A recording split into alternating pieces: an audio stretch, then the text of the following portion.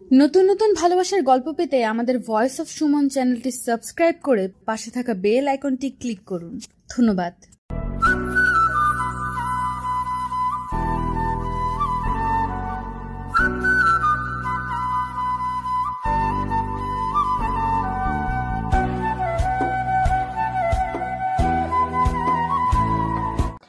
বরাবরের মতো সাদা শাড়িটা শরীরে জড়িয়ে নিয়ে নিজেকে আয়না দেখে চোখের পানি ফেলানোটা মনে হয় নিত্যদিনের সাথী হয়ে দাঁড়িয়েছে জুঁইয়ের জীবনের 3টা বছর যে কিভাবে অতিবাহিত হয়ে গেল টেরও পায়নি সে। ভালো মন্দ হাসি খুশি এসবের মাঝেই কিভাবে যেন চোখের পলকে 3টা বছর পার হয়ে গেল তার জীবন থেকে। ড্রেসিং টেবিলের আয়নায় নিজেকেও আজকাল বড্ড বেশি অচেনা লাগে তার। কতটা বদলে গেছি আমি। কলেজের সেই হাসি খুশি প্রাণচঞ্চল মেয়েটা আজ এই সাদা শাড়িতে লেপ্টে থাকা এক অঙ্গার নারী। গত 1 বছরে সাদা রং শরীরে এতটাই লেপ্টে আছে যে এখন আর অন্য রং এই শরীরে মিশতে চায় না। চেহারার মাধুর্যতা কমে গেছে নাকি বেড়েছে বুঝতে হয়তো মোটা ফ্রেমের চশমা লাগবে কয়দিন পর। জুঁইয়ের ভাবনায় ছেদ করে তার মায়ের প্রবেশ ঘটে রুমে। মেয়েকে বিভোর হয়ে ধ্যানমগ্ন থাকতে দেখে সামনে এগিয়ে গিয়ে মেয়ের কাঁধে হাত রাখেন ফয়জুন্নেসা বেগম। চেনা হাতের স্পর্শ পেয়ে পাশে তাকায় জুঁই। মাকে দেখে মলিন মুখে মিষ্টি হাসি ফুটিয়ে হালকা স্বরে কথা বলে। কিছু বলবা মা? ও রেডি হয়ে গেছিস? হ্যাঁ, প্রায়ই। এমন সময় খাট থেকে নান শব্দ করে জুঁইয়ের ছোট্ট মেয়েটা হাতের ইশারা করছে জুঁইকে। হ্যাঁ, জুঁইয়ের একটা 1.5 বছরের মেয়ে আছে। মুখে আধো আধো বুলি তার। মেয়ের দিকে কিছুক্ষণ তাকিয়ে থাকে জুঁই, তারপর শাড়িতে পিন আটকে খাটের সামনে গিয়ে মেয়েকে কোলে তুলে নেয় জুঁই। আম্মুন উঠে গেছেন আপনি? আরও আগে উঠলে কি হতো? আম্মুন তো এখন চলে যাব, নানুমুনির কাছে থাকতে হবে আজ আপনাকে। মেয়ের কোল থেকে নাতনিকে কোলে তুলে নেয় ফয়জুন্নেসা বেগম। তিনিও বুঝেন এই কলেজের টুকরাটা ছাড়া তার মেয়ের বাঁচার অবলম্বন কিচ্ছু নেই। ইপসি সোনা নানুমনির কাছে থাকবে, তাই না নানু? নানুর কোলে গিয়ে ছোট্ট ইপসি যেন চুপ করে নানুর কাঁধে মাথা ফেলে শুয়ে থাকে। জুঁইও তার মায়ের কাছ থেকে বিদায় নিয়ে বের হওয়ার জন্য প্রস্তুত হয়। অমনি ফয়জুন্নেসা বেগম দাঁড় করায় জুঁইকে। খেয়ে যাবি না? না, আজ আর খাবো না। তাছাড়া নতুন জায়গায় প্রথম পোস্টিং, বোঝই তো। ও, আর মা শোনো, আসার সময় ভাবছি একটা বাসা দেখব। হঠাৎ বাসা? আমি ছোট বাচ্চা নই মা, সবই বুঝি। ভাই আর ভাবি গতকাল রাতে তোমাকে যা যা বলল সবটাই কানে এসেছে আমার। বিপদে পড়ে আসি নাই তোমার সংসারে আমি।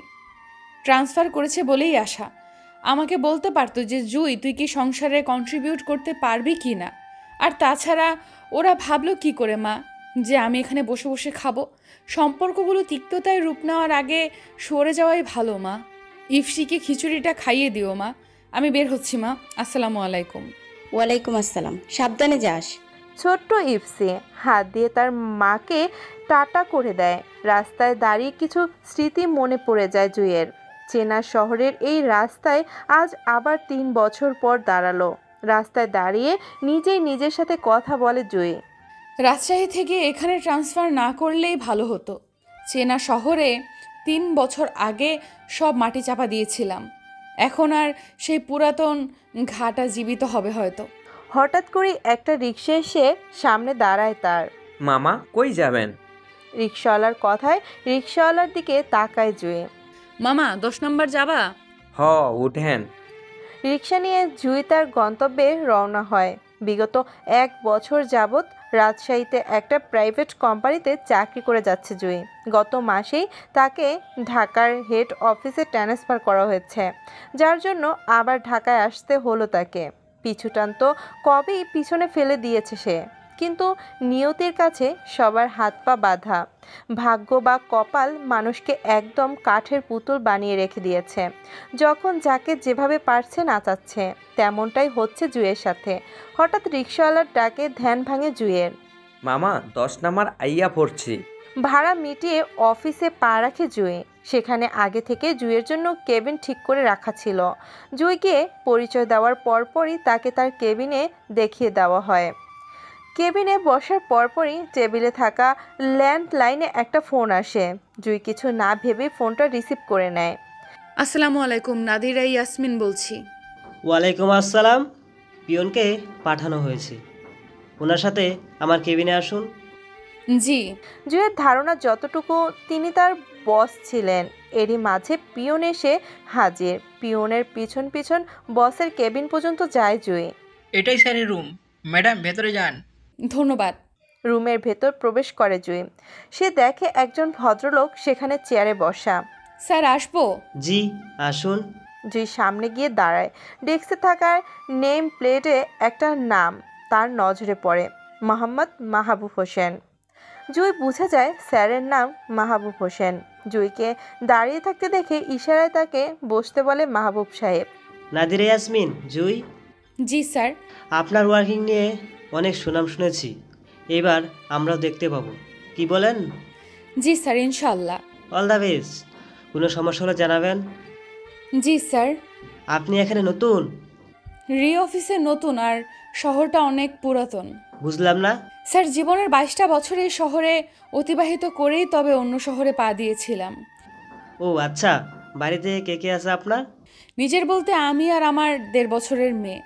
বাবার বাসায় মা, ভাই, ভাবি। আর স্বামী? আমি বিধবা। মাহবুব সাহেবের সব কথাগুলো কোথায় যেন উবে গেছে। একদম চুপ হয়ে আছেন তিনি। নীরবতা ভেঙে জুই বলে ওঠে, স্যার, আমি কি যেতে পারি? জি অবশ্যই। কেবিনে এসে নিজের উপর নিজেই হেসে ওঠে জুই। হাসতে হাসতে 2 ফোঁটা পানি গড়িয়ে পড়ে যায় চোখ দিয়ে। আজও বিধবা বললে সবার কথা বন্ধ হয়ে যায়। হয়তো আমার শরীর কিংবা বয়সের সাথে বিধবা ট্যাগটা যায় না। রাজশাহীর অফিসেও প্রথম প্রথম এমনটা হয়েছে, এখানেও হয়তো প্রথম প্রথম হবে, পরে ঠিক হয়ে যাবে। চট করেই ব্যাগ থেকে ডায়েরিটা বের করে নেয় জুই। কলমের ছিপি খুলে ডায়েরির মাঝপাতায় লেখা শুরু করে। আমি আমাতেই বিলীন, আমি আমাতেই অঙ্গার, আমি আমাতেই উচ্ছ্বাসিত, আমি উচ্ছ্বাসের মাঝে নুইয়ে যাওয়া এক কলি মাত্র। কথা দিয়েছিলে ফিরবে। চোখের পানি মুছে নিয়ে ডায়েরি রেখে ফাইলে মুখ গুজে জুই। কাজের পরে আবার বাসা খুঁজতে হবে তার। জীবনে অতি মাত্রায় তাকে কষ্টের দিক ধাবিত করছে, আর সে অতি আনন্দেই সে কষ্টকে আপন করে নিচ্ছে। ভাড়া বাসা থেকে বাসায় ফিরতে ফিরতে রাত প্রায় 8টা বেজে গেছে। জুইয়ের অন্য কোনো চিন্তা নেই, তার একটাই চিন্তা, আর তা হচ্ছে ইফসি। এত টাইম সে তার মেয়েকে ছাড়া থাকেনি। রাজশাহীতে থাকাকালীন অবস্থায় জুই অফিসে ইফসিকে নিয়ে যেত। জুইয়ের জীবনটাই সংগ্রামের জীবন। তার ছোট্ট মেয়েটা আজ কেঁদেছে হয়তো। এত টাইম মাকে ছেড়ে সেও কখনো থাকেনি। তার উপর আজকে আবার নতুন অফিস বলে মোবাইল ধরারও সুযোগ পায়নি সে। বাসার দরজার কাছে এসে কলিং বেল দেয় জুই। ফয়জুন্নেসা বেগম দরজা খুলে দেয়। মেয়েকে খুব ক্লান্ত লাগছিল, তবুও মেয়ে তার সামনে মলিন হাসি দিয়ে সালাম দেয়। জুইয়ের বরাবরের অভ্যাস, বাসার বাইরে যাওয়ার আগে একবার সালাম এবং বাসায় ফিরে দরজার একবার সালাম দেবে। আসসালামু আলাইকুম। ওয়ালাইকুম আসসালাম। আসলি তবে? ইফসি কই মা? তোর ভাবির কাছে। বিরক্ত করেছে আজকে, তাই না? দুপুরের দিকে একটু কান্না করছিল, পরে তোর ভাবির কোলে নিছে, পরে চুপ হয়েছে। ও মা, ব্যাগটা রাখো, আমি ইফসির কাছে যাই। মায়ের কাছে ব্যাগ দিয়ে জুই তার ভাবির রুমে পা বাড়ায়। রুমে ঢুকতেই একটু সংকোচ করছিল, তবু মেয়েকে দেখবে বলে পা বাড়িয়ে রুমে প্রবেশ করে জুই। ভেতরে গিয়ে দেখে ইফসিকে নিজের পেটের উপর বসিয়ে খেলা করছিল জুইয়ের ভাবি ফারজানা। তার পাশেই জুইয়ের 5 বছরের ভাইয়ের ছেলে জাওয়াত ইফসির গালে ধরে আদর করছে। জুই তখন পেছন থেকে ইফসি বলে ডাক দেয়। মায়ের গলার স্বর শুনে ছোট্ট ইফসি পিছনে ঘাড় ফিরে তাকায়। ইফসিকে দেখে জুইয়ের 2 চোখ জুড়িয়ে গেছে। ইফসির 1 বছর পর জুই আর ইফসিকে বেল্লু মাথা করেনি, চুল বড় করে রেখেছে। সেই চুলের দুপাশে 2টো ঝুঁটি বাঁধা, চোখে হালকা করে কাজল দেওয়া। ইফসি দেখতে অবিকল জুইয়ের মতো, দুধে আলতা তার গায়ের রং, ঠিক যেন তার মা জুই। ইপসিকে দেখলে যে কেউ আদর করবে। মাকে দেখে মামির কোলে থেকে 2 হাত বাড়িয়ে আধো আধো বলিতে আম্মুন বলে হেসে দেয়। জুইকে দেখে ফারজানাও উঠে বসে বলতে শুরু করে। এই তো ইপসি সোনার আম্মু চলে আসছে। তা দেখে জাওয়াদও উঠে বসে বলতে শুরু করে। বনুর মা আসছে, আমার ফুফি মা আসছে আসছে। জাওয়াদও মাশাআল্লাহ অনেক লক্ষ্মী একটা ছেলে।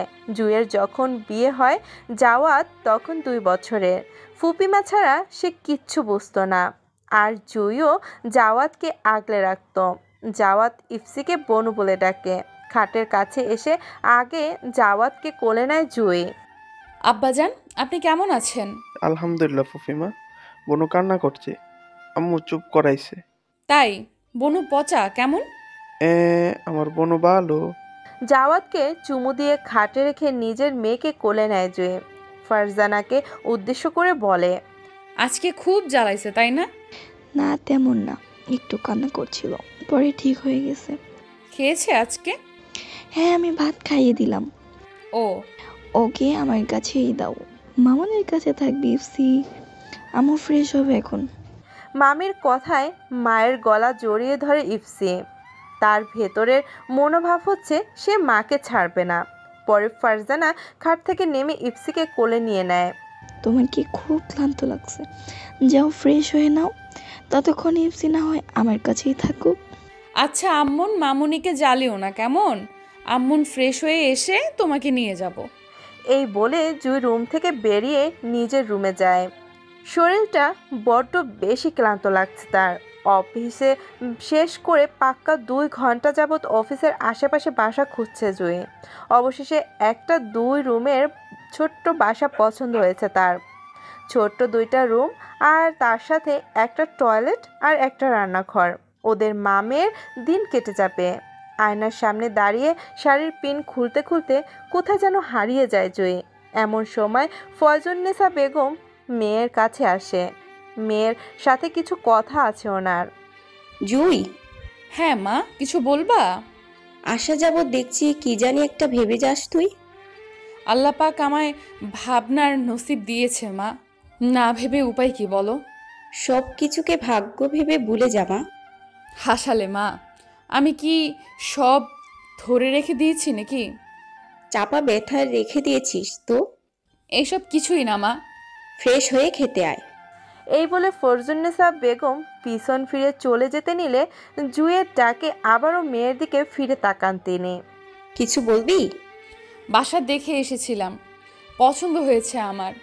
আমার আর ইফসির জন্য ঠিক আছে, অ্যাডভান্স করে আসছি, এই মাসেই উঠে যাব। সব ঠিক করে এলি তাহলে? হ্যাঁ মা, এখানে থাকলে সম্পর্কগুলো তিক্ততায় পরিণত হবে। তাছাড়া জাওয়াত বড় হচ্ছে, ওর পড়াশোনাও শুরু হবে, বাড়তি ঝামেলা হয়ে যাবে। আমি জানি ফারজানার কথায় তুই হয়তো কষ্ট পেয়েছিস। না তেমন কিছু না, ভাবি তো খারাপ কিছু বলেনি, শুধু খারাপ লাগলো আমায় বলতে পারতো। আমি দেখি রাসেলের সাথে কথা বলবো। না মা, একদম না মা, দিন শেষে তোমাকে ওদের সাথেই থাকতে হবে, দয়া করে বাড়তি ঝামেলায় যেও না। তুমি বরং আমার কাছে গিয়ে কয়েকদিন থাকবে। আর মা ভাবিও পরের মেয়ে, সংসার করতে আসছে এখানে। অবিবাহিত ননদ থাকা এক আর বিবাহিত ননদ থাকা সাথে বাচ্চা নিয়ে থাকা আরেক। বাদ দাও, অশান্তি চাই না আমি। আচ্ছা ফ্রেশ হয়ে নি। রাতে ইফসিকে খাইয়ে ঘুম পাড়িয়ে নিজের রুমে শুয়ে দেয় জুই। তারপর নিজে খেতে যায়। সেখানে তার বড় ভাই রাসেল, ভাবি ফারজানা এবং মা ফয়জুন্নেসা বেগম উপস্থিত ছিলেন। নিজের ভাইয়ের দিকে চোখ যায় জুইয়ের। জুইয়ের কাছে আজকাল আপন ভাইকে পরের মতো লাগে। তার মনে হয়তো সংখ্যা কাজ করছে। দুর্মূল্যের বাজারে নিজেদের সংসারও ঠিকমতো চালাতে বিপদে পড়তে হয়। তার উপর তার বোন ভাগ্নে এসে জুটেছে। সব মিলিয়ে যে তার ভাইয়ের চিন্তা চেতনা তা বুঝতে বাকি নেই জুইয়ের। খাবার টেবিলে অনেকটাই নীরবতা। আগের খাবার টেবিলে ওরা 3 জন অনেক মজা করত। এখন সব আনন্দ মিশে গেছে মাটিতে। চুপ করে থাকলে কথা রয়ে যাবে, সময় চলে গেলে সেই কথার দাম থাকে না। তাই নীরবতা ভেঙে জুই নিজেই তার ভাইকে বলে, কারণ জীবন যখন মাঝপথে তাকে থামিয়ে দিয়েছে, তখন বাকি রাস্তা তাকে একাই চলতে হবে। বুঝলা ভাই, অফিস থেকে আসার সময় একটা বাসা দেখে এলাম, আমার বেশ ভালো লাগলো। ভাবলাম এই মাসেই উঠে যাব। জুয়ের কথা শুনে একদম চুপচাপ হয়ে যায় তার ভাই ভাবি। তারাও ভাবেনি যে জুই একদিনে এতটা করে ফেলবে। তখন ফারজানা মানে জুয়ের ভাবি বলে, এত তাড়াতাড়ি এত সব করে নিয়েছো? হ্যাঁ ভাবি, করতে যখন হবে তাহলে দেরি করে লাভ কি? এখানেই থেকে যাইতা। ফারজানা যে মুখের কথাটুকু বলেছে এতেই জুই অনেক খুশি। মলিন মুখে হালকা হাসি দিয়ে জুই তার ভাবি ফারজানার দিকে তাকায়। এইখানে থেকে যেতে বলার আগে গতকালের কথাগুলো ভাবা উচিত নয় কি ভাবি? এইবার জুয়ের কথায় ফারজানা একদম চুপ হয়ে যায়। রাসেলের মুখেও কথা নেই। রাসেল যেন বোবা হয়ে গেছে। মাঝে মাঝে রাসেলের এই বোবা হয়ে থাকাটা ফয়জুন্নেসা বেগমকে সব থেকে বেশি কষ্ট দেয়। নিজের ছেলে যদি এইভাবে চুপ করে থাকে কোন মায়ের ভালো লাগে? এখানে থাকলে সম্পর্কগুলো খারাপ হবে, এর থেকে ভালো আলাদা হয়ে যায়। মাঝে মাঝে তোমরা যাবে আমার বাসায়, আমি আসবো তোমাদের বাসায়। কি করব বলো, এখন পরিস্থিতিটাই এমন, সব কিছু না চাইতেও করা লাগবে। ইপসিকে সামলাতে পারবে?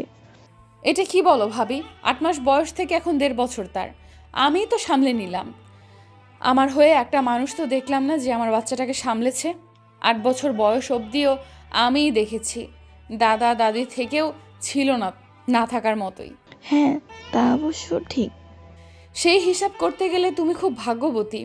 জাওয়াত তার দাদুন এবং ফুপিমা দুজনেরই আদর ভালোবাসা পেয়েছে, আর আমার ইফসি সব থাকতেও অনাথ। তখন রাসেল মুখ খুলে, কেন, তোর কি অজানা নাকি সব কিছু? তুই জানিস না তোর শ্বশুরবাড়ির লোকজন কেমন ছিল?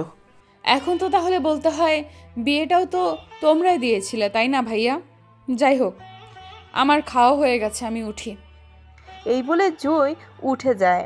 রাসেলের মুখ জুইয়ের এক কথাতেই বন্ধ হয়ে যায়। রাতের মধ্যভাগ। আজকে চুলের মুঠি ধরে মেরেছে জুইকে তার স্বামী। জুই বারবার আকুতি মিনতি করেও ছাড় পাচ্ছে না। জুইয়ের মাথা ব্যথা করে, তাই তার মাথায় আঘাত করা যায় না, কিন্তু তিনি তা বুঝে না। জুইয়ের আজকের অপরাধ, সে আজকে রাতে জুইকে কাছে পেতে চেয়েছে, কিন্তু জুই অসুস্থ। সিজারিয়ানের পরে মাঝে মাঝে সেলাইয়ের জায়গায় টান লাগে জুইয়ের, যার জন্য এই মুহূর্তে সঙ্গম তার পক্ষে সম্ভব নয়। সে বুঝবে কি, সে তো বোঝার চেষ্টাও করেনি। লাস্টবার যখন জুই না করে দিল তখনই সে জুইকে মারে। তার মার বলতে হাত মুচড়ে ধরা, চুলের মুঠি ধরা, গালে চড় দেওয়া ইত্যাদি। তবে নরপিশাচের মতো মারে না। চুলের ব্যথায় কুকিয়ে ওঠে জুই। তার স্বামীকে বলতে থাকে, ফারুক লাগছে আমার, ছাড়ো আমায়, আমি ব্যথা পাচ্ছি। ফারুক, আমার শরীর ভালো না, ছাড়ো আমায়। জুই জোরে কথা বলতে পারে না, কারণ ইফসি তখন 6 মাসের। ঘুমাচ্ছিল সে তখন। হঠাৎ করেই ফারুক মানে জুইয়ের স্বামী জুইকে ধাক্কা মেরে নিচে ফেলে দেয়। জুই তখন লাফ দিয়ে উঠে বসে যায়। পুরো শরীর তার কাঁপতে থাকে। বিছানা থেকে নেমে পানি খায় সে। আবার ইফসিকে দেখে। তার 1.5 বছরের বাচ্চাটা তখন গভীর ঘুমে মগ্ন। গত 1 বছরে এমন বহুবার হয়েছে যে হুটহাট করে এই সব স্বপ্ন চোখের সামনে ভেসে ওঠে তার। অতীত কি শেষ হয়েও পিছন ছাড়েনি তার? শরীরের কাঁপুনি কমিয়ে নিয়ে ডায়েরিটা নিয়ে বসে যায় জুই। কিছু একটা লিখে নিয়ে লাস্ট 2টো লাইন লিখে ফেলে। অতীত আমায় ছাড়ছে না পিছু। আমি তো হারিয়ে ফেলেছি আমার অনেক কিছু, কথা তো দিয়েছিলে ফিরবে। অফিসে সারা দিনের ব্যস্ততার পর নতুন বাসার ঝামেলার মাধ্যমে এই কয়েকদিন অনেকটা হাঁপিয়ে উঠেছে জুই। শরীরটাও ইদানিং ভালো না তার। নতুন বাসা পরিষ্কার করা, ফার্নিচার সেট আপ করা সব একা হাতেই করে জুই। পরিস্থিতি তাকে এতটাই শক্ত পাথর তৈরি করে দিয়েছে যে তার কাউকে প্রয়োজন হয় না। তার জীবনে যদিও ভালোবাসা বলে কিছু থাকে না, তা হলো ইফসির জন্য। মাঝে শুধু একদিন রাসেল এসে কিছুটা গুছিয়ে দিয়ে গেছে। শুক্রবার দিন, আজ অফিসও বন্ধ, তাই জুই ঠিক করেছে আজকেই নতুন বাসায় চলে যাবে। সবার কাছ থেকে বিদায় নিয়ে নিজের মাকে বুঝিয়ে ইপসিকে নিয়ে জুই বেরিয়ে যায় নিজের বাবার বাসা থেকে। জুইয়ের ভাষ্যমতে যেখানে তার এবং তার মেয়ের থাকা নিয়ে নিজের ভাই আর ভাবিরা আলোচনা করে সেখানে সে এক মুহূর্তের জন্যও থাকবে না। দূরে থাকলে কাছের মানুষগুলো হয়তো দূরে থাকবে কিন্তু সম্পর্কটা বেঁচে যাবে। তার জন্য জুইয়ের এই সিদ্ধান্ত। রইল বাকি ইপসির কথা। ইপসি মাশাল্লাহ তার মাকে অনেকটাই বুঝে। 1.5 বছর বয়সে সে বুঝে তার মা একা, এটাও বুঝে তার মায়ের পৃথিবীতে কেবল সেই আছে। আল্লাহ পাক যেন বাচ্চাটাকে ঠিক সেভাবেই সৃষ্টি করেছেন। 8 মাসের মাথায় এতিম করে দিয়েছে ইপসিকে। আল্লাহ পাক নাকি যা করে ভালো করে, কিন্তু 8 মাস বয়সী বাচ্চার মাথার উপর থেকে বাবার হাত সরিয়ে নিয়ে কি ভালো করলেন, এর উত্তর আজও জুই খুঁজে বেড়ায়। জুইয়ের আর তার স্বামী এবং শ্বশুরবাড়ির লোকজনের সাথে পারিবারিক সম্পর্ক ততটা ছিল না। বিয়েটা হয়তো কোনো একভাবে হয়ে গেলেও বিবাহিত জীবনে সে কখনোই সুখী ছিল না সে। কিন্তু কোনো এক গভীর কারণে ছেড়ে চলে যেতে পারেনি সে তার সংসারকে, যার জন্য সবটাই সহ করে থাকতে হয়েছিল তাকে। কিন্তু আল্লাহ পাক সেইখান থেকেও তাকে ছুটি দিয়ে দিয়েছেন। মনে পড়ে যায় সেদিনের কথাগুলো, যেদিন ফারুক শেষ নিঃশ্বাস ত্যাগ করে। সেদিন এক ফোঁটা চোখের পানি পড়েনি জুয়ের চোখ দিয়ে। একদম পাথর ছিল সে। কষ্টগুলো এতটাই খেপিয়ে দিয়েছিল তাকে যে সে পাথর হতেও বাধ্য হয়েছিল। জানালার গ্রিলে মাথা ঠেকিয়ে ভাবছিল সেই দিনের কথাগুলো। অবশ্য ভাবছিল না, সব কিছু যেন চোখের উপর ভেসে উঠছে তার। রাজশাহী শহরে একটা মফস্বল এলাকার গলি নাম্বার 5-এর হাউস নং 55 এর 3য় ফ্ল্যাটে জুই তার শ্বশুরবাড়িতে থাকত। 5ম তলার একটি অ্যাপার্টমেন্টের মালিক ছিলেন জুয়ের শ্বশুর, আর ওনারাই একমাত্র ছেলে ছিল জুয়ের স্বামী মানে ফারুক। টাকা পয়সা কম ছিল না তাদের, তবে ব্যবহার ছিল অনেকটা কুকুরের মতো। জুয়ের পিছনে লেগে থাকতো তারা সর্বক্ষণ। জুয়ের 2 পা একদিনের জন্য এক জায়গায় স্থির থাকতে দেয়নি তারা। ফরমাইশ ছিল তাদের হাজার রকম। জীবনের শেষ পর্যায়ে এসেও ফারুক নিজের কর্মের ফল ভোগ করে গেছে। জুই তার শ্বশুরবাড়িতে কোনো রকম শান্তি পায়নি। একটার পর একটা অশান্তি হয়ে গেছে। 3 বছরের বিবাহিত জীবনে সুখ বলতে কী ছিল তার জীবনে সে আদৌ বুঝে উঠতে পারেনি। স্বামীর সংসারের মাঝের সম্পর্কটা শুধু বিছানা অবধিই নয়, কিন্তু জুয়ের বিবাহিত জীবনটা সেটাই ছিল। ফারুক আর তার মাঝের সম্পর্কটা ওই বিছানা অবধি ছিল। ফারুক তার শারীরিক চাহিদা মেটাতো আর জুই তাকে খুশি করার আপ্রাণ চেষ্টা করে যেত। কয়েকবার হয়তো নিজের ইচ্ছের বিরুদ্ধে গিয়েও থাকতে হতো ফারুকের সাথে তাকে। একদিন রাতে শারীরিক অসহ্য যন্ত্রণা আর জ্বরের তাড়নায় অনেক খারাপ অবস্থা ছিল জুয়ের, কিন্তু সেদিনও ফারুকের কামনার কাছে হার মানতে হয়েছিল তাকে। আমার শরীরটা ভালো লাগছে না ফারুক। তোমার কি সারাদিন শরীর খারাপ থাকে? তুমি এই কথা কিভাবে বলো ফারুক? তুমি কি এটা দেখতে পাও না আমি সারা দিন তোমার সংসারে কি পরিমাণ খাটি? আমি কাছে আসলে তোমার হাজারটা বাহানা থাকে। আমার গায়ে হাত দিয়ে দেখো তুমি, সন্ধ্যা থেকেই প্রচুর জ্বর আসছে আমার, আর তুমি কি না। ধুর। এই বলে ফারুক ওইদিকে ফিরে যায়। জুইও তখন লম্বা হয়ে শুয়ে চোখ বন্ধ করে শুয়ে থাকে। কিন্তু 10 মিনিট পর ফারুক আবারও এই দিকে ফিরে জুইকে আঁকড়ে ধরে। সে রাতে নিজের ইচ্ছের বিরুদ্ধে গিয়েও ফারুককে সুখ দিতে হয়েছে জুইকে। হঠাৎ ইপসির আম্মুর ডাক শুনে পেছন ফিরে তাকায় জুই। চোখের পানি মুছে মেয়েকে হাত বাড়িয়ে কোলে নেয় জুই। আম্মুন উঠে গেছেন আপনি? ঘুম ভেঙেছে আমার আম্মুনের? মায়ের আদর থেকে পরম আদরে মায়ের গলা জড়িয়ে নেয় ইপসি। তার কাছে মা মানেই শান্তি। জুইয়ের পৃথিবীতে এখন ইপসি ছাড়া কেউ নেই। জুইয়ের পুরো দুনিয়া একদিকে, ইপসি একদিকে। যদিও ইপসি অযাচিতভাবেই এসেছিল, মূলত ইপসির জন্যই জুইয়ের বেঁচে থাকা, নয়তো জুই আগেই শেষ হয়ে যেত। জুইয়ের এখনও মনে পড়ে ইপসি যখন প্রথম তার গর্ভে আসে। মান্থ মিস হয়ে যাওয়ার পর প্রেগনেন্সি টেস্ট কিট এনে দিয়ে যেদিন পজিটিভ রেজাল্ট পায় যে সে মা হতে যাচ্ছে, সেদিন সে প্রায় 1 ঘন্টার মতো স্তব্ধ হয়ে যায়। অযাচিতভাবে অনাগত ভবিষ্যৎ তখন তার গর্ভে জায়গা করে নিয়েছে। সে চায়নি এই সন্তান, যেখানে তার নিজের ঠিক ঠিকানা ছিল না। সে তার স্বামীর কাছ থেকে শুধুই দৈহিক কষ্ট পেয়ে গেছে, মনের শান্তি পায়নি কখনো।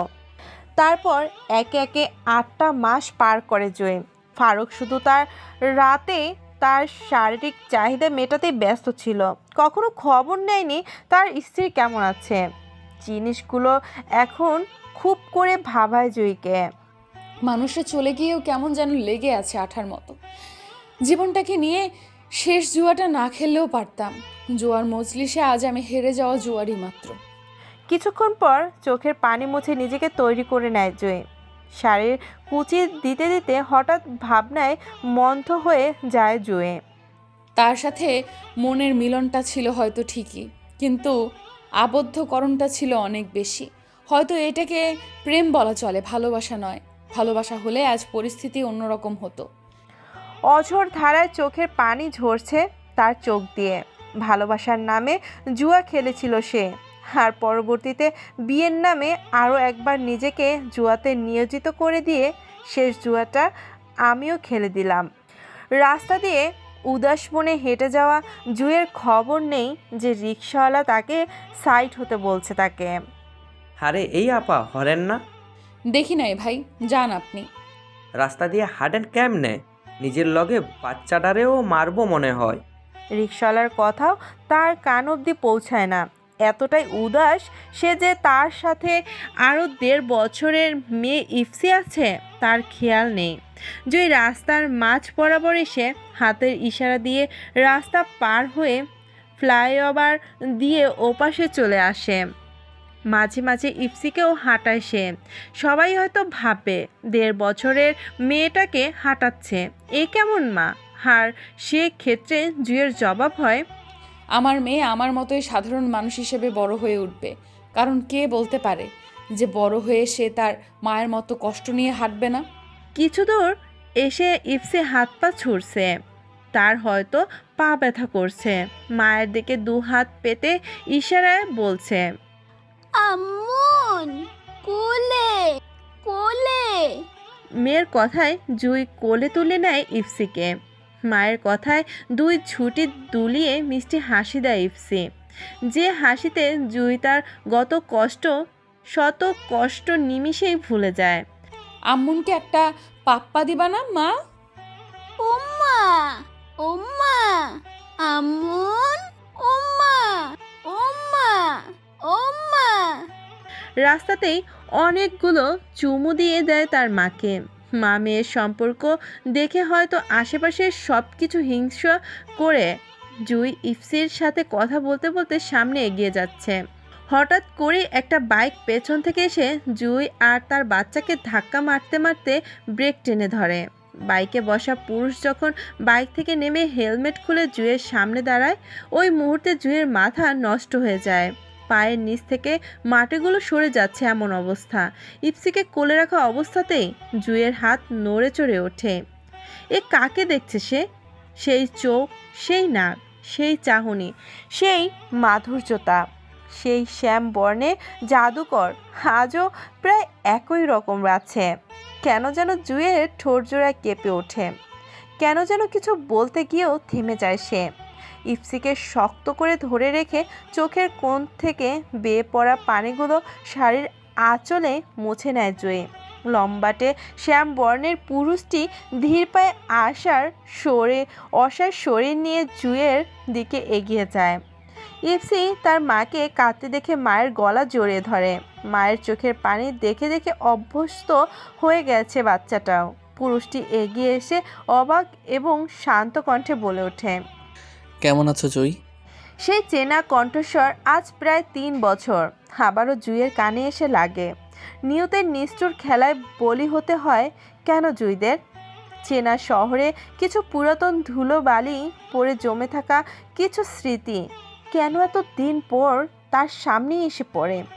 মেয়েকে আরও আঁকড়ে ধরে 2 পাকে নিজ আয়ত্তে এনে অত্যন্ত শান্ত গলায় জবাব দেয় জুই। মরার মতো মরে নেই, বাঁচার মতো বেঁচেও নেই। তারপর হঠাৎ জুইয়ের মন অজান্তেই বলে ওঠে, কথা তো দিয়েছিলে ফিরবে।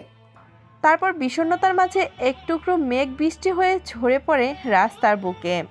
অফিসের কেবিনে বসে ভাবছে অনেক কিছুই। পাশের সিটে ছোট্ট ইপসি বসে আছে চুপ করে। ইপসি বড্ড বেশি শান্ত, একদম যেন দ্বিতীয় জুই। ইপসি ক্ষুধা লাগলেও কাঁদবে না, আর সে জোরে ব্যথা না পাওয়া ছাড়া কাঁদে না, আর এমনি পেলেও কাঁদবে না। আসলে আল্লাহ পাক হয়তো ইপসিকে শক্ত মাটি দিয়ে বানিয়েছে। ফাইল খুলে মেয়ের দিকে তাকিয়ে আছে জুই। যেইভাবে বসিয়ে রেখেছে ঠিক সেইভাবেই আছে ইপসি। ছোট্ট ছোট্ট দুইটা পুতুল দিয়ে খেলছে সে। মাকে একদম জ্বালাচ্ছে না বুড়িটা। হঠাৎ করে জুইয়ের মন চাইলো মেয়ের সাথে কথা বলতে। আম্মন, তুমি কি করতেছো? মায়ের কথায় ছুটি দুটো নাড়িয়ে মায়ের দিকে চোখ তুলে তাকায় সে। একটু হাসি দেয় আর পুতুল দেখিয়ে বলে, আমি তেলি। মেয়ের কথায় মুচকি হেসে দেয় জুই, আর কাজে আবারও মন বসায় সে। ফাইলগুলো অনেক নিখুঁতভাবে পর্যবেক্ষণ করে জুই। অন্যদিকে ইপসি চেয়ার থেকে নেমে পুরো কেবিন হাঁটছে। ঠিক এইভাবেই জুইয়ের সকাল থেকে দুপুর, আর দুপুর থেকে সন্ধে হয়ে যায়। তারপর আবার ঘরের কাজে নিজেকে নিয়োজিত রাখতে হয়। রাতে মেয়েকে খাইয়ে শুয়ে দেয় জুই। জানালার পাশে এসে মাথা ঠেকিয়ে বসে আছে সে। আল্লাহ পাকের এই সুন্দর পৃথিবীতে যদি দিন মুছে দেওয়ার নিয়ম থাকতো, তাহলে সে আজকের দিনটা অনায়াসেই মুছে দিতে পারত। কারণ আজকে এমন কাউকে দেখতে হলো তাকে, আর এমন কারো কণ্ঠস্বর শুনতে হলো তাকে, যাকে সে 3 বছর আগেই মুছে দিতে বাধ্য হয়েছিল। অবহেলা পেতে পেতে শুকিয়ে যাওয়া গলাও তার চুপচাপ হয়ে যায় এক অন্ধকার বদ্ধ ঘরে।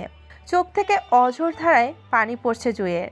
যে পুরুষটিকে মনে প্রাণে এত বেশি ভালোবেসেছিল, সে আজ সেই পুরুষটি আবার তার সামনে এসে দাঁড়িয়েছে, তাও কিনা যখন তার সন্তান তার কোলে ছিল। হঠাৎ করেই মনে পড়ে যায় সেদিনের কথা, যেদিন পার্কে প্রায় 1.5 ঘন্টা দাঁড়িয়েছিল জুই, আর সে এসেছিল পেছনে। চুপি চুপি এসে জুইয়ের চোখ চেপে ধরেছিল, আর জুইও তখন খপ করে সেই একজোড়া হাত ধরে নেয় আর বলে ওঠে, নাফিস, এই আসার সময় হলো তোমার? আমি তো জানি অপেক্ষায় রত আছে আমার কাদম্বরী। কথা নাই তোমার সাথে আর। রেগে থাকলে বেশ লাগে আমার কাদম্বরীকে। সব সময় মজা ভালো লাগে না কিন্তু। রাগলে তোমায় লাগে যে ভালো কাদম্বরী আমার। আমি তোমাতেই মিশে আছি, পাওকে খুঁজে আমার অস্তিত্ব। আমাকে কাব্য আর কিছু কবিতা দিয়েই দমাতে পারো তুমি। আমার তোমায় দমাতে হয় না, তুমি আমাতে এমনি দমে আছো। তাই তো এমন করো। ভালোবাসি তোমায় আমি, এমন তো করিনি। চেয়েছি রাঙাতে এই মন, সাথে চেয়েছি তোমারই আরাধন। ভালো ভালো, খুব ভালো। ধ্যান ভেঙে যায় জুইয়ের। জানালার পাশে বসে থেকে একটা দীর্ঘশ্বাস ছেড়ে দেয় জুই। তারপর উঠে দাঁড়িয়ে জানালার থাই গ্লাসটা টেনে দিয়ে ব্যাগ থেকে ডায়েরিটা নিয়ে ভেতরের সোফায় বসে যায় জুই। মাঝের পাতায় কিছু লিখে নিচে 2টো লাইন লিখে দেয় সে। হারিয়ে গিয়েও আবার এলে কাছে, কাছে যদি এলে তবে হারিয়ে কেন গেলে। ডায়েরিটা বন্ধ করে ব্যাগে রেখে লাইট অফ করে বিছানায় এসে শরীর এলিয়ে দেয় জুই। তারপর আস্তে করে চোখ বন্ধ করে নেয় সে, কারণ আগামীকাল আবারও তার যুদ্ধ করতে হবে। অন্ধকার ঘরে জ্বলন্ত সিগারেট হাতে খাটের সাথে হেলান দিয়ে আধো শোয়া অবস্থায় আছে একজন পুরুষ। তার চোখে বারবার ভেসে আসছে আজকে রাস্তায় দেখা এক নারীকে, যার চাহনিতে আগে থাকতো খুশির ঝলক, আর এখন এক বিষণ্ণতার মেঘ জমা। প্রায় পাতলা শুকনো গঠনের নারীটি আজ অনেকটাই বদলে গেছে। নারীর কোলে ছোট্ট বাচ্চা থেকে কেন যেন পুরুষের বুকের বাম পাশের জায়গাটা চিনচিন ব্যথা শুরু হয়েছিল। হয়তো আজকের এই পরিস্থিতিতে শুধুমাত্র তার জন্যই। নারীর তো কোনো অন্যায় ছিল না, নারী তো মন উজাড় করে শুধু ভালোবেসেছিল, আর সেই ভালোবাসায় ছিল না কোনো ছলনা, ছিল না কোনো বাধ্যবাধকতা। ছোট্ট ছিল তার ভালোবাসার মাঝে, খোট ছিল তার ভালোবাসার মাঝে। ঘোর ছিল তার ভরসার মাঝে, যার জন্য নারীটি হারিয়ে গিয়েছিল 3টি বছর আগে। একটার পর একটা সিগারেট ধরাচ্ছে পুরুষ, চোখের নোনা জলগুলো গড়িয়ে পড়ছে চোখ দিয়ে। হঠাৎ মুখ দিয়ে কিছু বেরিয়ে যায় তার। শত বছরের সাথে থাকার ওয়াদা দিয়ে হারিয়ে গিয়েছিলাম অতল গহ্বরে, আজ আবার তোমার সাথে দেখা। আমার কাদম্বরী, বুকের পাশে জমে থাকা চিনচিন ব্যথাটা আজ আবারও জ্বলে উঠেছে আপনা আপনি। এই মুহূর্তে তার পাগল পাগল লাগছে, বারবার তাকেই মনে পড়ছে। কেন যেন মনে হচ্ছে আজ আর তার ঘুম হবে না। গত 3টি বছর এই যন্ত্রণাটা সহ্য করে বেশ ভালোই তো ছিলাম আমি কাদম্বরী। ওই আজ আবার সামনে দাঁড়িয়ে লাভা জ্বালিয়ে দিয়েছ আমার মনের আঙিনাতে। ছোট্ট বাচ্চা মেয়েটার মুখটাও বারবার চোখে ভাসছে তার, কেন যেন খুব মায়া হচ্ছিল তার। বাচ্চাটা হুবহু জুয়ের মতো দেখতে হয়েছে, হয়তো তারই মেয়ে, কিন্তু আমার কাদম্বরীর পরনে সাদা শাড়ি কেন ছিল? প্রশ্নটা বারবার আহত করছে তাকে, ভেতরটা ক্ষত বিক্ষত করে দিচ্ছে তার, পাগল করে দিচ্ছে। সিগারেট জ্বলেই যাচ্ছে একটার পর একটা। আজ হয়তো সিগারেটও নিস্তার পাচ্ছে না তার থেকে। এমন সময় একটা কথা তার মনে পড়ে যায়। দিনটা ছিল ভালোবাসা দিবসের দিন, যাকে বলা হয় ভ্যালেন্টাইন্স ডে। সেদিন জুই লাল শাড়ি পরেছিল, খোপায় বেলি ফুলের মালা লাগিয়েছিল, হাত ভর্তি চুড়ি দিয়েছিল। একদম লাল পরীর মতো লাগছিল সেদিন তাকে। হাতে এক গুচ্ছ গোলাপ নিয়ে দাঁড়িয়েছিল ক্যাম্পাসে। তাকে দেখে একগাল হেসে জুইয়ের সামনে দাঁড়িয়ে যায়, তারপর গোলাপগুলো তার সামনে বাড়িয়ে দেয় আর বলে, ভালোবাসি। এই পুরুষ শুনছো? ভালোবাসি। আমি তোমায় ভালোবাসি অন্তরের অন্তঃস্থল থেকে। এই পুরুষ, আমি তোমায় ভালোবাসি। জুয়ের কথায় একগাল হেসে সেদিন সেও উত্তর দেয়, ও গো মোর কাদম্বরী, লালে তোমায় লাগছে গো ভালো। আমি সেই লালের মাঝে হারিয়েছি। তুমি কি জানো কাদম্বরী, আমি তোমাকে ভালোবাসি। সেদিন ক্যাম্পাসের সবার সামনে জড়িয়ে ধরেছিল জুই তাকে, আর সে পরম যত্নে আঁকড়ে ধরে নেয় জুইকে। হঠাৎ সিগারেটের জ্বলন্ত আগুন তার হাতের আঙ্গুলকে ছুঁয়ে দেওয়ায় ধ্যান ভাঙে তার। আয়নার সামনে দাঁড়িয়ে নিজেকে পর্যবেক্ষণ করে নেয় সে। আমি নাফিস, শুধু ভালোবাসার নামে ছলনাই করে গেলাম। তুমি জুই আমায় এতটা ভালোবেসে আপন করে নিয়েছিলে, আর আমি দায়িত্বের অজুহাতে ফিরিয়ে দিয়েছিলাম তোমায়। আমার কাদম্বরী আমায় ছেড়ে গিয়েও আমার সাথেই মিশে আছে অবিরত। না না, আমি তো তাড়িয়ে দিয়েছিলাম তাকে আমার দুনিয়া থেকে। হয়তো আজ তার এই চোখের পানির মূল্য নেই। দুজনের পথ আজ দুদিকে বেঁকে গেছে, সময়টাও আজ অনেক দূরে অবস্থিত। শুধু রয়ে গেছে এক বুক হাহাকার আর এক চোখ নোনা জল। নাস্তার টেবিলে বসে থাকা নাফিসের মন খাবারের দিকে নেই, টেবিলে ভরপুর খাবারে।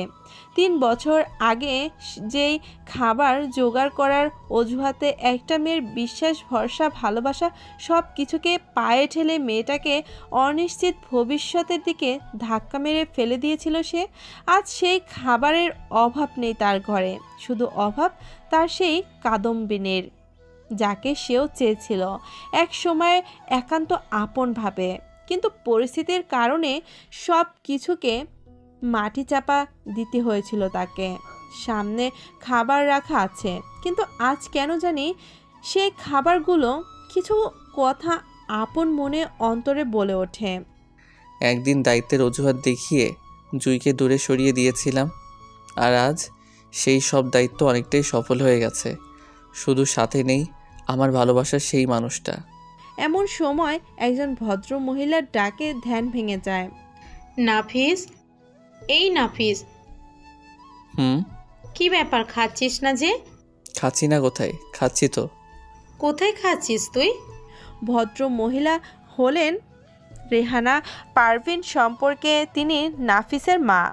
তার কথায় নাফিস বিরক্ত বোধ করে, তবুও হাত মুখ খিটে রয়।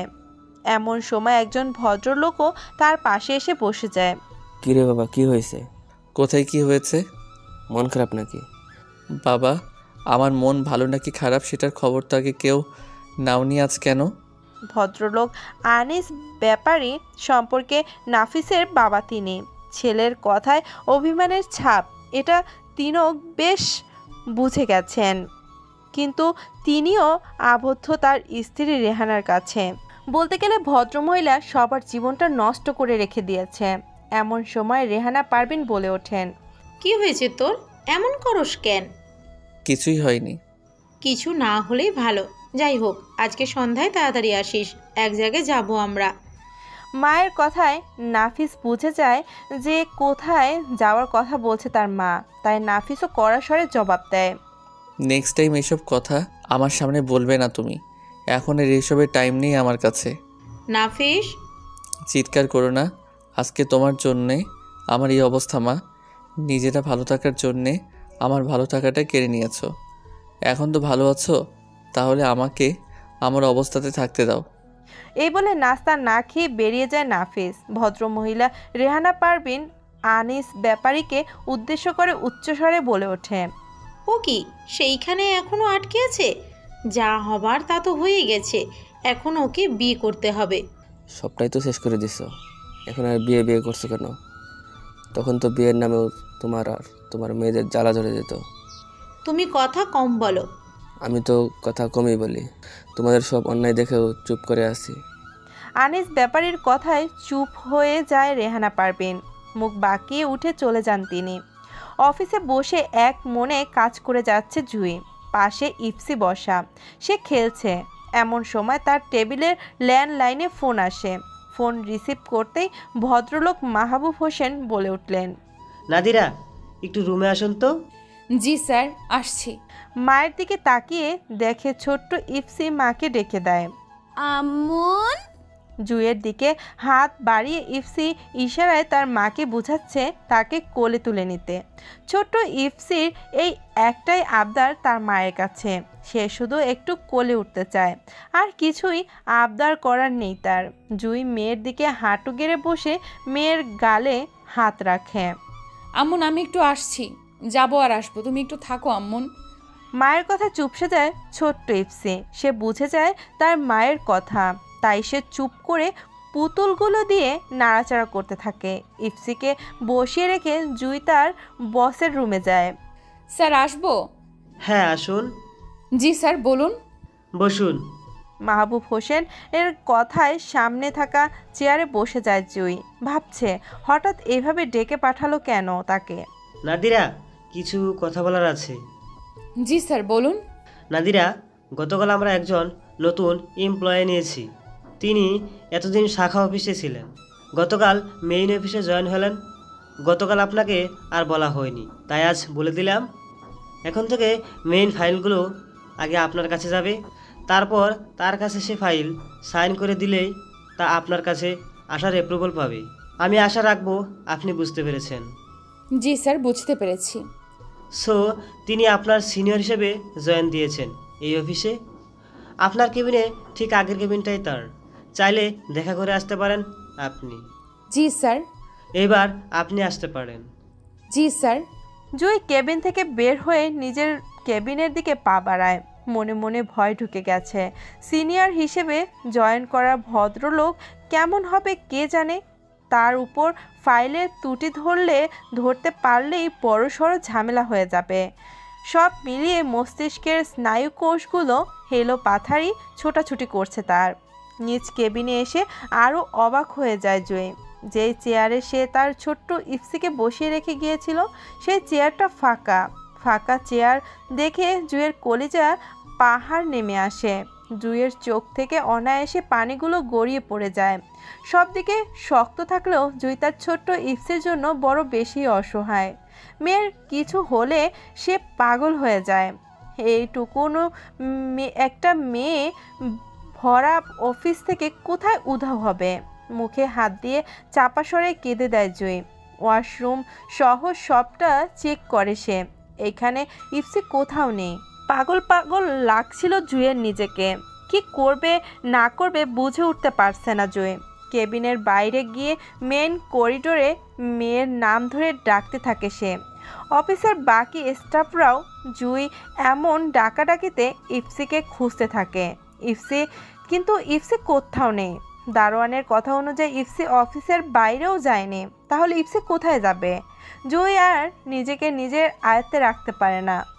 সবার সামনেই মেঝেতে বসে যায়। আম্মুন কোথায় তুমি? আম্মুন খুঁজছি তোমায়। চলে আসো আম্মুনের কাছে। ইফসি আম্মুনের কাছে আসো। সম্পূর্ণ ভেঙে পড়ে যায় জুই। কয়েকজন ফিমেল স্টাফ জুইকে রিল্যাক্স করায়, কিন্তু জুইকে কিছুতেই শান্ত করতে পারছে না। তার মেয়েকে তার এক্ষুনি চাই। পাগল হয়ে মেয়েকে ডাকতে থাকে সে। ইফসি, ইফসি, ইফসি আম্মুন কোথায় তুমি? ইফসি। প্রায় মিনিট 5 পর ইফসি আম্মুন বলে ডাক দেয়। ইফসির মুখে আম্মুন ডাকে পিছন ফিরে তাকায় জুই। ইফসিকে দেখে কলিজায় পানি আসে জুইয়ের। সামনে মনের মাঝে শীতল হাওয়া বয়ে যায় তার। জুই ইফসিকে জড়িয়ে ধরে অনেকক্ষণ আদর করে। আম্মুন কোথায় চলে গিয়েছিলে? আমি তো তেলি। কোথায় খেলেছো আম্মুন তুমি? আম্মুন খুঁজছি তো তোমাকে। আমি তেলি আঙ্কেলের সাথে। কোন আঙ্কেল আম্মুন? তোমাকে না বলেছি অপরিচিত কারোর সাথে কোথাও যাবে না? কেন তুমি আম্মুনকে কষ্ট দাও? এমন সময় ইফসির পেছনে এক ভদ্রলোক এসে দাঁড়ায়। ইফসিকে জড়িয়ে ধরে ভদ্রলোকের দিকে তাকায় জুই। ভদ্রলোকের চেহারার দিকে তাকিয়ে জুইয়ের পায়ের নিচ থেকে আরও একবার মাটি সরে যায়। ভদ্রলোকটি আর কেউ নয়, তার জীবন থেকে গত 3 বছর আগে হারিয়ে যাওয়া সেই পুরুষটি। নাফিসকে দেখে জুই আরও একবার ভরকে যায়। এই অফিসে এইভাবে নাফিসকে সে আশা করেনি। অফিসের অন্যান্য স্টাফরা নাফিসকে দেখে স্যার বলে সম্বোধন করে। তাদের এই সম্বোধন করা দেখে জুয়েরও আর বুঝতে বাকি নেই যে নতুন এমপ্লয়ি তাহলে নাফিস। এই মুহূর্তে তার মস্তিষ্কের স্নায়ুকোষগুলো তাদের কার্যক্রম স্থগিত করে দিয়েছে। নাফিস এক দৃষ্টিতে তার সেই আগের কাদম্বিনীকে দেখে যাচ্ছে। নাফিসের দৃষ্টি বরাবরই শান্ত আর তীক্ষ্ণ। জুয়ের চোখ নাফিসের দৃষ্টির সীমানায় ঘুরঘুর করছে। এই মুহূর্তে তার নাফিসের দৃষ্টি থেকে সরে যেতে হবে, বলতে গেলে একরকম পালিয়ে যেতে হবে তাকে এখন। তাই ইফসিকে কোলে নিয়ে নিজের কেবিনের দিকে দ্রুত হেঁটে চলে যায় জুই।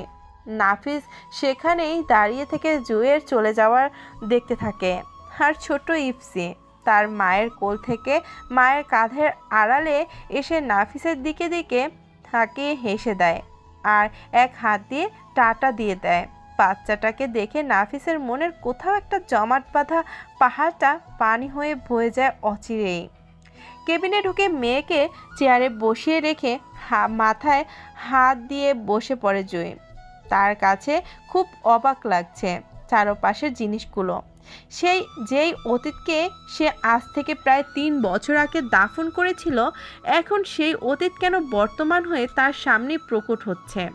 ইফসির নাফিসের কাছে যাওয়াটা, নাফিসের এই অফিসে ট্রান্সফার হয়ে আসাটা কি ইঙ্গিত করছে তাকে সে এইটাই বুঝতে পারছে না। হঠাৎ তার নজর পড়ে তার মেয়ের দিকে। ইফসি খেলছে আর চকলেট খাচ্ছে।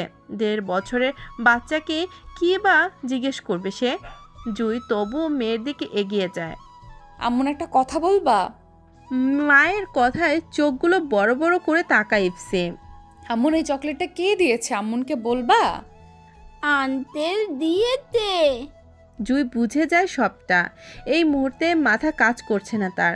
সে চাচ্ছেই না যে নাফিসের সাথে পরবর্তীতে তার আর যোগাযোগ কিংবা দেখা হোক, কিন্তু সব দিক বন্ধ দেখছে সে। হুটহাট চাকরি ছাড়াটা হবে ওর জীবনের সব থেকে বড় বোকামি। একমাত্র এই চাকরির জোরেই ও একা একজন নারী নিজের বাচ্চাকে নিয়ে সারভাইভ করছে। চাকরিটা ছাড়া এই মুহূর্তে তার পক্ষে সম্ভব না। এমন অবস্থা কি করা উচিত তার, সেটাই তার মাথায় আসছে না। এইসবের মাঝে পিয়ন এসে হাজির হয়। ম্যাডাম আসবো? জি আসুন। ম্যাডাম এসএস কোম্পানির ফাইল নিয়ে নাফিস স্যার ওনার রুমে আপনাকে যেতে বলেছে। আরও বড় ধাক্কা খায় জুই পিয়নের কথা শুনে। এই পর্যন্ত চোখাচোখি ছিল, এখন তো কথাতেও যেতে হবে দেখা যাচ্ছে। পিয়নের সামনে নিজেকে কোনোরকম শান্ত রেখে মুখে হাসি ফুটিয়ে পিয়নকে জবাব দেয় জুই। জি আচ্ছা, আমি যাচ্ছি। জি ম্যাডাম। ফাইল হাতে কেবিনের সামনে দাঁড়িয়ে আছে জুই। ভেতরে যাবে কি যাবে না ভাবছে সে। পরবর্তীতে নিজের মাঝে এক উদ্যম নিয়ে আসে সে। যখন সবটা শেষ করে দিয়েছে তখন এখানে আর কিছুই থাকে না। যা হবে শুধুই প্রফেশনাল কাজের জন্য হবে। এর বাইরে না আমি তাকে চিনি, না তাকে আমায় চেনার সেই সুযোগটা দিব। এইসব ভেবে নিজেকে সব দিক থেকে এক পাশে এনে মনকে শান্ত করে নাফিসের কেবিনে পা রাখে জুই। স্যার আসবো? নাফিস তখন সেই মুহূর্তে ল্যাপটপে কাজ করছে। চিরচেনা সেই কণ্ঠস্বর তার কানে যাওয়ার সাথে সাথেই মাথা তুলে তাকায় দরজার সামনে। তার সামনে এক নারী চরিত্র দাঁড়ানো, পরনে সাদা শাড়ি, খোপা করা চুল, হাতে একজোড়া চিকন সিটে গোল্ডের চুড়ি, চোখে যেন হাজারো মেঘ জমা তাহার। মনের হচ্ছে কোনো এক কাঙ্ক্ষিত মুহূর্তের অপেক্ষায় আছে, যেই মুহূর্তে জন্য এই মেঘগুলো বৃষ্টি হয়ে ঝরে যাবে তার চোখ থেকে। ভাবনার রাজ্য থেকে ফিরতে বাধ্য হয় নাফিসকে, কারণ সেই মুহূর্তে জুই আরও একবার স্যার বলে সম্বোধন করে তাকে। নাফিসের অ্যাপ্রুভালে জুই ভেতরে এসে টেবিলের সামনে দাঁড়ায়, ফাইলটা এগিয়ে দেয় নাফিসের সামনে। চোখ জোড়া তার টেবিলের কাচের উপর, কারণ সেই কাচের মাঝে নাফিসকে স্পষ্ট দেখতে পাচ্ছে সে। নাফিস নিজেকে অনেকটা পরিবর্তন করে ফেলেছে। আগের নাফিস আর এখনকার নাফিসের মাঝে অনেক আকাশ পাতাল তফাৎ। আগের প্রেমিক পুরুষ আজ সময়ের সাথে সাথে দায়িত্বশীল পুরুষ মানুষ হয়ে গেছে। নাফিস তখন ফাইলের বাহানায় সেই কাচের মাঝে তার কাদম্বিনীকে দেখে যাচ্ছে। কেমন যেন চুপসে গেছে মেয়েটা। ক্যাম্পাসের সেই হাসি খুশি মেয়েটা আজ লেপ্টে আছে এই সাদা শাড়ির মাঝে। নাফিসের খুব জানতে ইচ্ছে হচ্ছে কি ঘটে গেছে তার কাদম্বিনীর জীবনে, কেন এই সাদা শাড়ি। হঠাৎ নিজের উপলব্ধি করতে থাকে। ও কি বিধবা, নাকি স্বামীর সাথে ডিভোর্স হয়ে গেছে? জুই তো এতটা শক্ত ছিল না, তবু এতটা বদলে গেছে কিভাবে? নরম স্বভাবের মেয়েটা আজ সময়ের কাছে হেরে গিয়ে আমার কাছ থেকে প্রতারিত হয়ে এখন হয়তো পাথর হয়ে গেছে। যেন তার চোখ বলে দিচ্ছে তার ভেতরে কতটা চিৎকার হচ্ছে। নিজেকে আর ধরে রাখতে পারছে না নাফিস। অন্যদিকে লজ্জা লাগছে জুইয়ের সাথে কথা বলতে, তবুও কেন জানি না তার মুখ থেকে জুইকে উদ্দেশ্য করে কিছু কথা বেরিয়ে যায়। প্রাণবন্ত আমার কাদম্বরী, আজই সাদামাটা নারী রঙের মাঝে রাঙিয়ে থাকা নারী কেন আজ পুরো ফাঁকা? নাফিসের মুখ থেকে 4 লাইন কবিতা শুনে অবাক হয়ে যায় জুই। বুকের মাঝের চিনচিন ব্যথাটা আরও বেড়ে যায়। খুব কষ্ট হচ্ছিল তার, খুব কষ্ট হচ্ছিল। নাফিসের কাছ থেকে তখন যা আশা করেছিল তার ছিটে ফোঁটাও পায়নি সে। আর যেখানে আশাগুলো ফিকে হয়ে গেছে, তখন আবার নাফিস কেন তার কাছেই এগোচ্ছে।